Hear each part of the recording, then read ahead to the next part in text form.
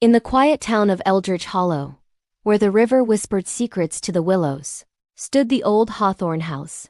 It was a place of forgotten grandeur, its library a cavern of shadowed shelves where books slumbered like ancient guardians. Here lived Elara Voss, a woman of 50, her life a quiet rhythm of tea and solitude. Dawn was Elara's confessor. On one particular October morning, as the clock chimed 4, she descended the creaking stairs. The air smelled of damp earth and ink-faded paper.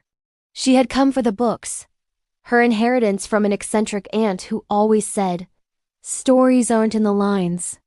They're in the spaces between." Her fingers traced the spines of forgotten novels, but it was a slim, frayed volume that caught her breath. Asterisk, the lantern's echo asterisk. Inside, the pages bloomed with notes in faded blue ink whispers from the margins, a conversation across time. She carried it to the window seat, where dawn's light pooled like spilled honey. The first letter unfolded like a sigh. "My dearest Elara, in the quiet hours before the world stirs, I think of you. Yours in shadows and stars, Theo." Theo, the name struck her like a half-remembered chord. Theo Langford, the boy from her youth, with eyes like storm-tossed seas and a laugh that could coax blooms from winter soil.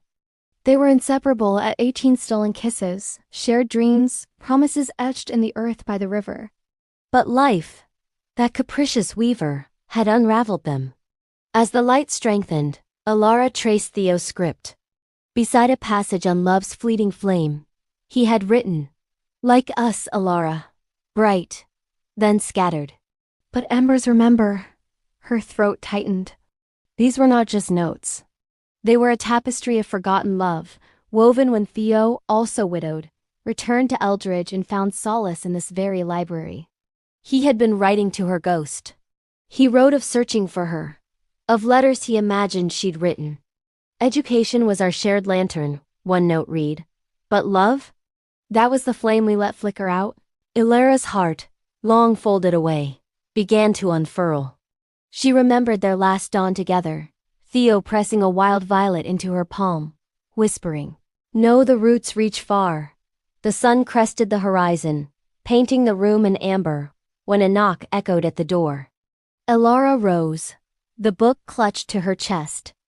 On the threshold stood a man, silver-haired, his eyes still storm-deep, holding a bouquet of wild violets.